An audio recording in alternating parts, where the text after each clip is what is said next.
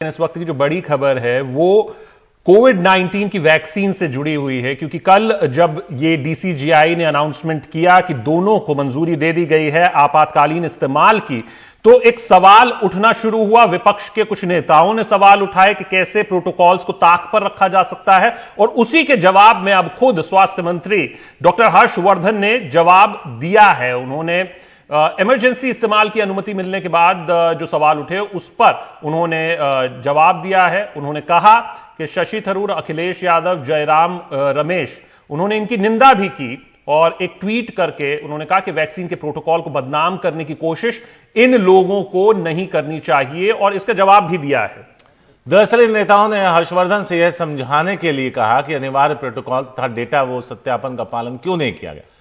उस पर जो हर्षवर्धन का पहला ट्वीट है वो बताते हैं। जिन नेताओं ने वैक्सीन को लेकर सवाल उठाए उन पर हर्षवर्धन ने जो ट्वीट किया वो इस तरह से है: ऐसे अहम मुद्दे पर राजनीति करना किसी के लिए भी शर्मनाक। श्री थरूर, श्री अखिलेश यादव और श्री जयराम रमेश, कोरोना वैक्सीन को मंजूरी देने में पालन किए गए साइंस आधारित प्रोटोकॉल को बदनाम करने की कोशिश मत कीजिए। जागिए और देखिए कि आप सिर्फ खुद को बदनाम कर रहे हैं। दूसरा ट्वीट किया है, एक सिलसिलेवार तरीके से उन्होंने जवाब दिए हैं, ट्वीट्स किए हैं। उसमें दूसरे ट्वीट में उन्होंने लिखा कि समझाने की कोशिश की कि सीरम इंस्टीट्यूट ऑफ इंडिया की कोविशील्ड को मिली आपात मंजूरी भारत बायोटेक की कोवैक्सीन से कैसे अलग है। क्लिनिकल ट्रायल मोड में आपातकालीन हालात में इस्तेमाल की मंजूरी कोवैक्सीन को मिली है, जिसके तहत जिसको भी कोवैक्सीन लगाई जाएगी उसको ट्रैक और मॉनिटर बिल्कुल उसी तरह से किया जाएगा जैसे ट्रायल में प्रतिभागियों को टीका लगाकर किया जाता है।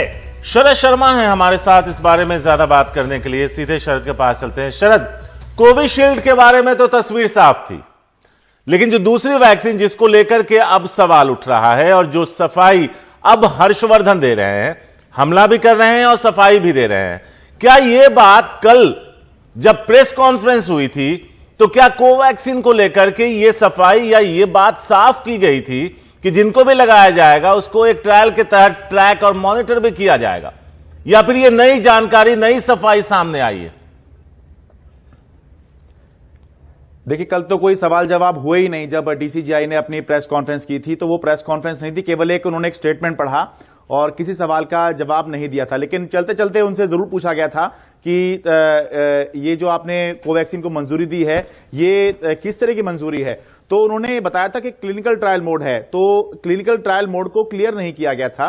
क्लिनिकल ट्रायल मोड का मतलब यह है कि जैसा कि आपने ही बताया कि जैसे क्लिनिकल ट्रायल होता है उसी तरह से अब जब टीके लगेंगे तो उनको ट्रैक, जिसको भी टीका लगाया जाएगा उसकी पहले मंजूरी ली जाएगी, उसको टीका लगाने के बाद ट्रैक और मॉनिटर किया जाएगा। साथ ही साथ जिसको भी एक बार कोरोना संक्रमण हो चुका है उसको ये टीका नहीं लगाया जा सकता, क्योंकि ये ट्रायल है, ट्रायल में उनको टीका नहीं लगाया जा सकता। दूसरे लोगों को टीका, जो दूसरा वाला कोविशील्ड है, उनको लगाया जा सकता है। ये वाला इसी से जुड़ा हुआ कल बात भी हो रही थी हमारी एम्स के डायरेक्टर रणदीप गुलेरिया साहब से।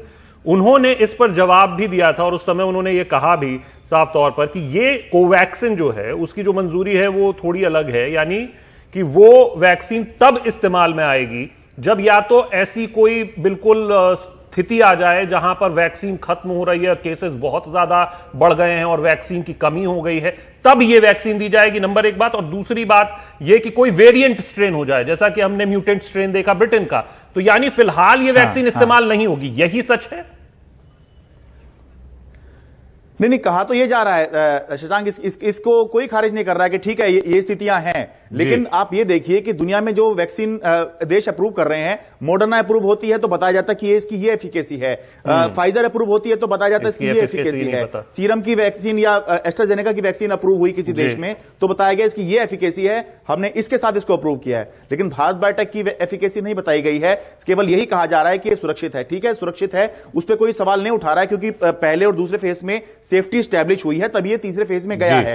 लेकिन जो साइंस होती है वो ये कहती है कि आप डेटा के आधार पर अप्रूवल देंगे। तो सवाल यही उठ रहे हैं कि इतनी जल्दी क्या थी आपको कि आपको इसको मंजूरी देनी पड़ी, जबकि अब आपके पास ऑलरेडी अगर एक वैक्सीन है तो फिलहाल आप उसको लगा लीजिए। हफ्ते 10 दिन में अगर और डेटा आ जाता तो आप तब अप्रूव करते थे। तो सवाल इस बात पे उठ रहा है कि आपने जल्दबाजी क्यों दिखाई है बिना डेटा के।